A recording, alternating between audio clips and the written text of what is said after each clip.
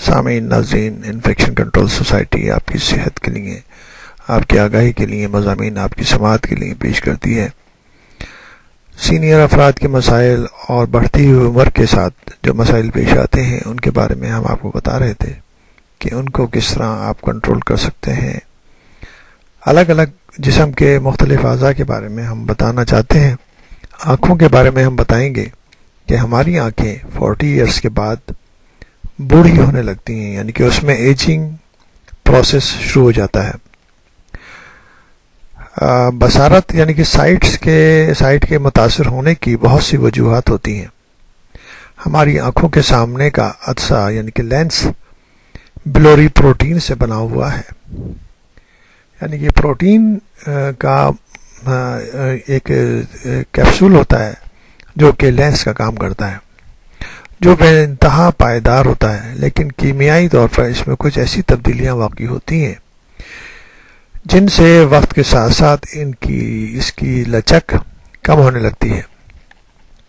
اس عمر میں کتابیں پڑھنے کے لیے چشمے کی ضرورت ہوتی ہے اور یہ ریڈنگ گلاسز عمر کا راز فاش کر دیتے ہیں۔ ان کی ضرورت اس لیے محسوس ہوتی ہے کہ قریب کی چیزوں پر نظروں کو فوکس کرنا مشکل ہو جاتا ہے۔ اس عرصے کے دوران قدرتی عدسے یعنی کہ لینس بتدریج زرد یا دھندلے ہونے لگتے ہیں۔ اگر کسی کی آنکھوں میں موتیا یعنی کہ کیٹریکٹ نہ بھی اترا ہو تو بھی ایک صحت مند 60 ایئرس کا شخص کے پردہ چشم پر یعنی کہ ریٹینا پر داخل ہونے والی روشنی کی مقدار ایک 20 ایئرس نوجوان کے مقابلے میں انتہائی 1/3 رہ جاتی ہے۔ یعنی کہ نوجوان افراد کے اندر جو روشنی کی شعاعیں داخل ہوتی ہیں جو لینس سے گزر کر ریٹینا یعنی کہ پر پہنچتی ہیں، جس کے اندر سینسیشن ہوتی ہے، دیکھنے کی سینسیشن ہوتی ہے، جس پر تصویر بنتی ہے، اس کی تعداد نوجوان کے آنکھوں کے اندر پہنچنے والی مقدار کے حوالے سے تقریباً 1/3 رہ جاتی ہے۔ اس کے باعث مختلف فاصلوں پر موجود اشیاء پر فوری اور واضح فوکس کرنے میں دشواری ہوتی ہے۔ علاوہ ازیں اگر کسی روشن جگہ سے تاریک جگہ پر جائیں یا اچانک تیز روشنی آنکھوں پر پڑے تو اس کی ایڈجسٹمنٹ میں آنکھوں کو مشکل درپیش ہوتی ہے۔ دوسری گاڑیوں کی ہیڈ لائٹس پر آنکھیں چندیانے لگتی ہیں اور ڈرائیونگ دشوار ہو جاتی ہے۔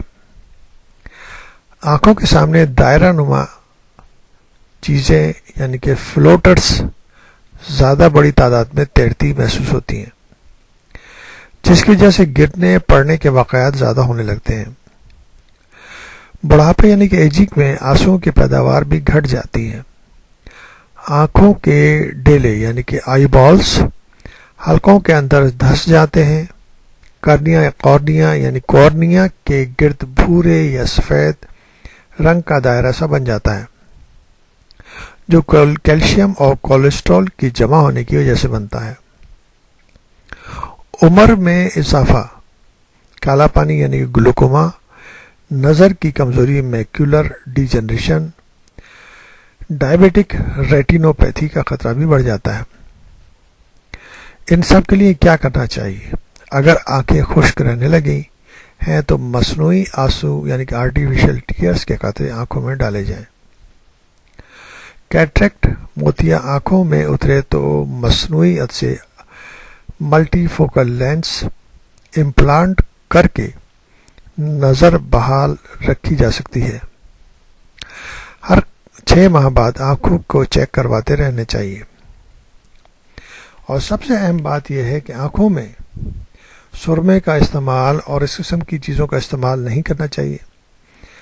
جیسا کہ آپ کو معلوم ہے کہ سرما جو اینٹی منی ہے وہ ایک میٹل ہے اور اس کے ذرات جو ہے بعض دفعہ زخم پیدا کر دیتے ہیں اور ناقابل تلافی نقصان پہنچاتے ہیں۔